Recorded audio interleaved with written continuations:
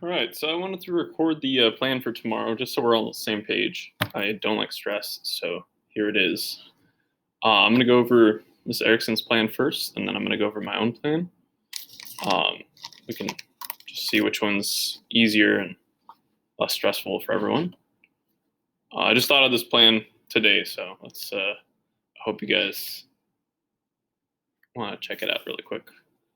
First, Miss Erickson's plan. Just to go over it, from period 1 to 2, it looks like it'll happen like this.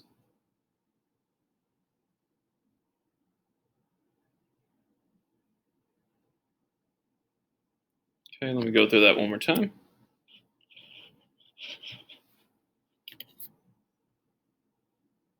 So 2 in Sandler's students will line up, and the rest will follow like that. You can always pause the video and go back just to make sure that sequence was correct. Basically, each of these little circles or ovals represent ourselves, the teachers, and then our own students for that period, going on to the second period. So, for example, Macintosh is me, and Macintosh students was my students for period 1. Okay, period 2 to 3.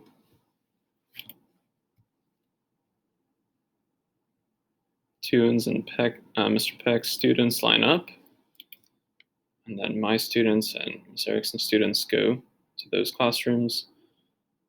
Those students go to those classrooms, and then rest file in. Okay.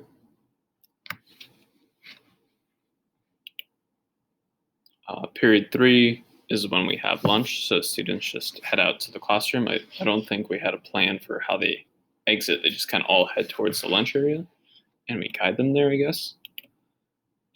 And then lunchtime, they all come back and get their backpacks. Again, there wasn't really a plan for that. I think they line up, maybe. And then they head to period 4 in the fashion. Mr. Peck's line up in front of Miss Sandler's room first. Then 2 students head to Mr. Peck's classroom. Then Miss Erickson's head to 2 classroom. My students head to Miss Erickson's classroom. Miss Sandler's students head to my classroom. And then Mr. Peck's students file into Miss Sandler's classroom. Lastly, period 4 to 5. Miss Sandler's students line up in front of 2 classroom. Miss Erickson's students go into Miss Sandler's classroom. Mine into Miss Erickson's. Mr. Peck's into mine. And then 2 into Mr. Peck's. And then Sandler's students file into 2 classroom. All right, and then the last period, going to period 6, we don't really have a plan for that either.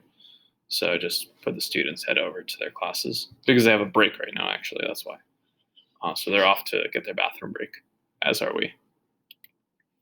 All right, so this is my plan right here. The plan is the same for each period, which I liked. So each of us will head to the corners of this building. Miss Sandler is going to be on the top left. Mr. Peck is going to be on the top right. Tuin is going to be in his corner.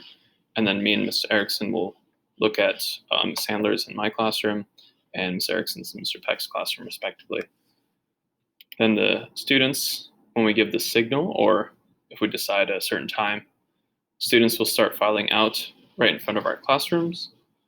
Of course, distance. We have plenty of space in front of each of our classrooms.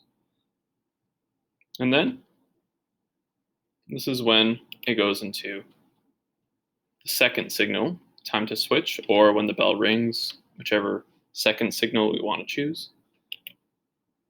That's when it goes into each of the periods. So period 1 to 2, this is when we're always going to go in this direction, counterclockwise.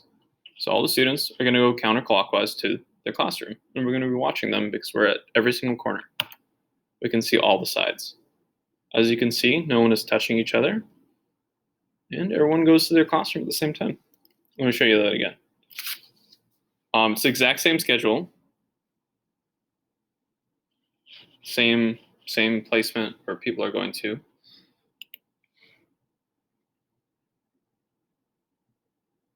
Okay, no one's touching. Everyone goes to their room, and the plan is pretty simple. everyone's just going counterclockwise direction. Okay, period 2 to 3, same thing. We're going to give the 2 signals. On the second signal, students are going to file, head to their classrooms. No one's touching. Boom. All right, and then we go into third to fourth period. After they come back, they pick up their backpacks at lunch, and they're heading to fourth period. Again, you can stop and look back at these, make sure they're correct. And then fourth to fifth period.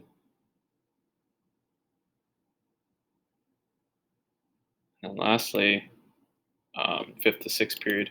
We didn't really have an exact plan for this. So all the students, again, they're just going to follow the same plan, go counterclockwise, and then end up in their classroom in less than 1 cycle around the building. So that was my plan. Let me know what you guys think. That's all I have. All right, thanks.